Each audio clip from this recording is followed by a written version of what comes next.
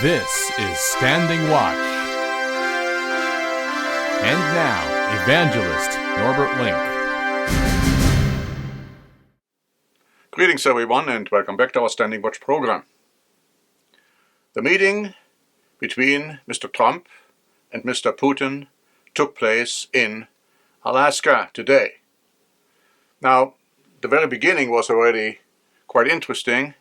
Mr. Putin was received by walking on a red carpet, handshake, smiles, and then they both drove away in Mr. Trump's vehicle. I like to add here that this was the first time that Mr. Putin has entered the United States of America for more than 3 years. Now, what did we expect from the meeting? I was sitting in front of the television waiting to hear something. And then, of course, it was announced that after 3 hours or so of talks, there would be a press conference. And then both Mr. Putin and Mr. Trump showed up and gave short speeches. And after that, they disappeared. So they didn't take any questions from the journalists, didn't say anything really about what was agreed to in that meeting. And so everybody was left guessing, but it was clear that nothing spectacular had been agreed to, because otherwise it would have been announced. Now, subsequently, Mr. Trump gave an interview to John Hannity from Fox News. And in this interview, Mr. Hannity put some words into Mr. Trump's mouth, saying, now what if an agreement would have been made, which would include, and then he listed several points, one of which was Russia is going to keep certain regions which they had invaded Ukraine for, so they would not give those regions back, they would keep them. And Mr. Trump said to all these points Hannity mentioned, yes, of course, that's pretty much what we agreed to. Now, Mr. Zelensky has said from the outset that he's not going to agree to any point of giving away Ukrainian land. And so we can clearly see that this meeting absolutely amounted to nothing. And all the commentaries I have listened to from all kinds of different political viewpoints have already stated from the outset that you cannot trust Mr. Putin and it's not going to be a ceasefire. Now, Mr. Trump said it's going to be a ceasefire. That is what he was shooting for, so to speak. But of course that ceasefire was not agreed upon at all. So what did the meeting accomplish? I believe absolutely nothing. And even though it was a great meeting, Mr. Trump said, I don't see how that could have been a great meeting. Now, apart from the fact that both Mr. Putin and Mr. Zelensky could not possibly agree to what the other side is proposing, because you see, otherwise, why fighting?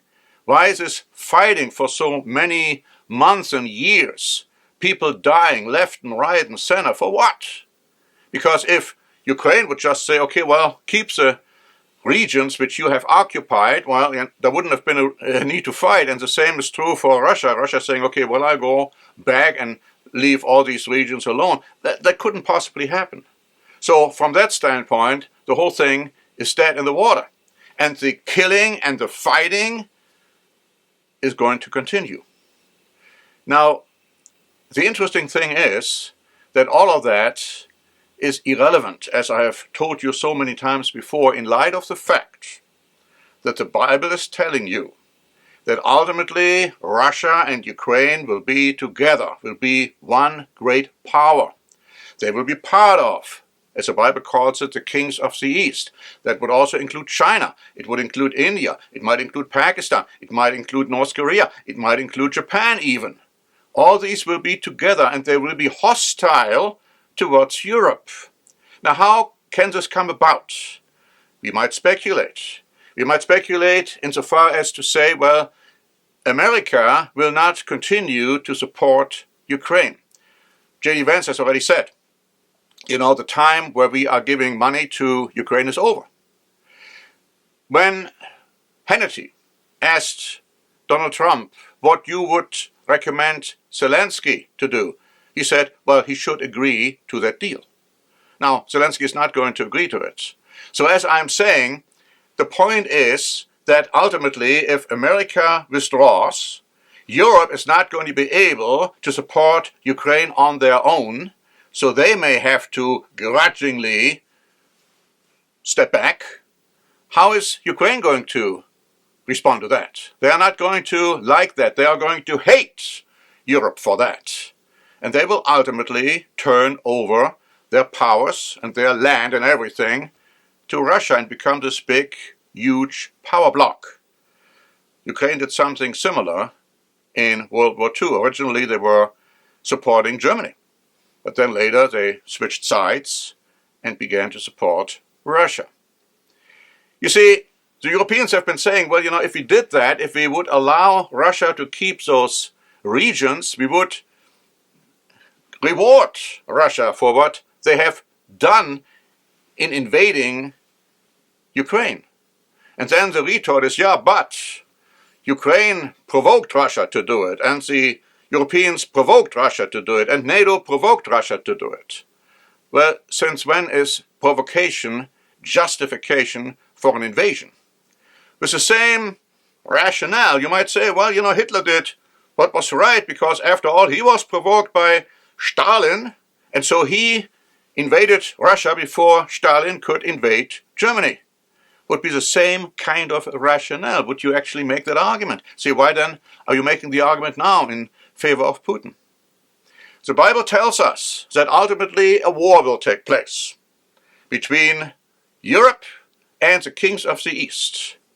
And the Bible also tells us that the relationship between Europe and the United States of America will deteriorate and will get back to the point where there is going to be a war between those two power blocks also. That is what the Bible tells you. So everything you see right now, everything you hear right now about a great deal between Russia and Ukraine, however that's going to work out, ultimately it's going to lead to a unified Russian-Ukrainian power. And that is what you should be watching for. And we will keep you informed about these things. And I thank you for your attention. Until next time, this is Norbert Link for the Standing Watch program. Standing Watch is a presentation by the Church of the Eternal God, P.O. Box 270519, San Diego, California 92198. More information is also available at our website, eternalgod.org.